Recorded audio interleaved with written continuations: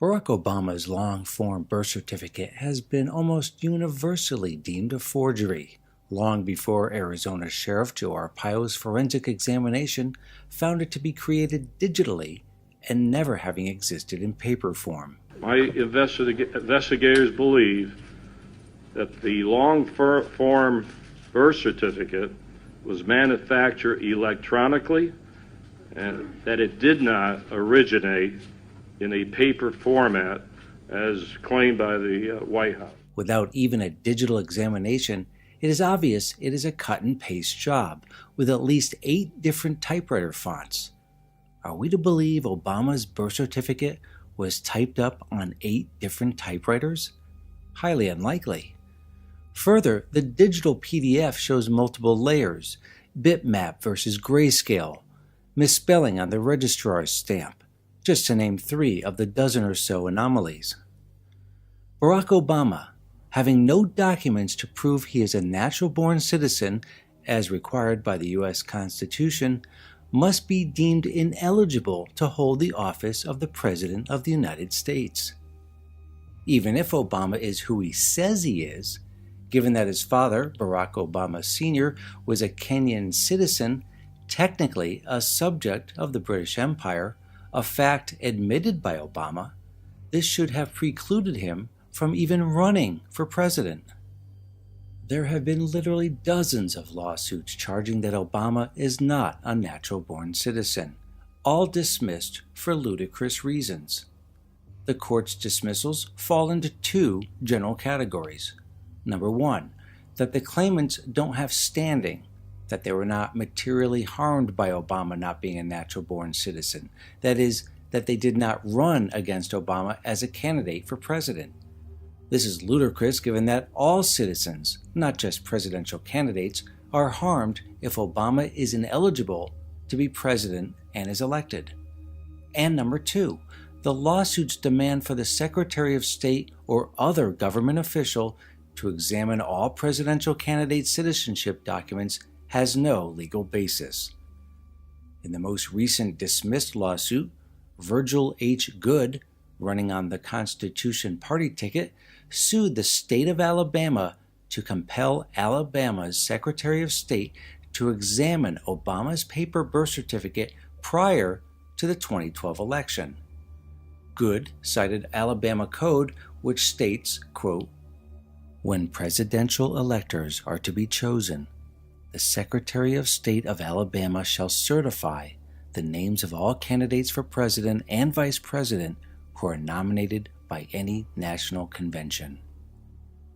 While the Alabama Supreme Court found that Virgil Goode had standing, being a presidential candidate, they concluded that the Alabama Secretary of State had no legal authority or legal apparatus to forensically examine Obama's birth certificate. That the Democratic National Convention, the DNC, that nominated Obama should be the body that should have determined if Obama was a natural-born citizen. This, however, has major problems. In 2008, the DNC nomination document, a legal document, stated that Obama and Biden were, quote, legally qualified to serve as President and Vice President of the United States, unquote. Astoundingly, this phrase is omitted in the 2012 nomination, only stating that Obama and Biden are certified that they are nominated as candidates. Obviously, the DNC is protecting themselves from having to defend Obama being a natural-born citizen, knowing full well he is not. It is time the American people rise up and demand that we dispense with the DNC's tricks and corrupt judges dismissing valid lawsuits against Obama's eligibility. It is time the American people call for a special prosecutor to determine if Obama is in fact a natural-born citizen as required by the Constitution. Obama can do one of 2 things. He can submit his paper birth certificate to forensic examination, if one exists, or provide a DNA sample to determine if in fact he is a son of Stanley Ann Dunham and Barack Obama Sr. The latter solution may in fact already have been carried out. As has been in the news recently, intelligence expert and author of the just-published mammoth 700-page book, Spy Hunter, Michael Shrimpton states that the CIA took a DNA sample of Obama prior to the 2008 election and found that the woman Obama now states is his mother, Stanley Ann Dunham, is in fact not related to Obama. It's also nice to have a DNA relationship with your parents. And the DNA test that was done in respect of Barack Obama's claimed grandparents, I understand the CIA were unable to obtain a match. The CIA did it very well. I believe they did it at a fundraising dinner, and it's absolutely marvellous. You want to do a DNA test, nothing better than a glass of water. Because what you get with a glass of water, you get saliva for your DNA, and you've got fingerprints as well. It's an all-in-one, do-it-yourself, DIY DNA testing kit. And all the CIA did was slip in. You don't have to ask somebody to do a DNA test. They just took away a couple of glasses. Bag one for grandpa, bag one for grandpa, do a DNA test, no link, end of case.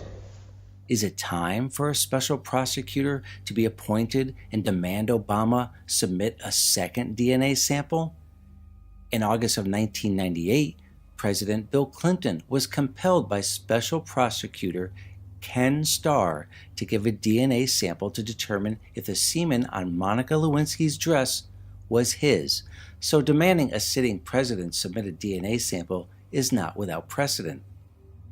We don't know who Barack Obama's mother is. Like Barack Obama Sr., his mother also may have been a foreign citizen, making Obama absolutely not eligible to be president. Regardless, if Obama has in fact lied to the American people about his parents, has forged his birth certificate, all the laws he has signed, all the wars he has waged, all the innocent men, women, and children he has murdered with drones, including at least 3 American citizens, have been done without a legal basis, committing treason in the strictest sense of the word. If this is true, he should be imprisoned, not impeached, because his presidency is invalid and every single law that he has signed should be immediately voided, beginning with Obamacare.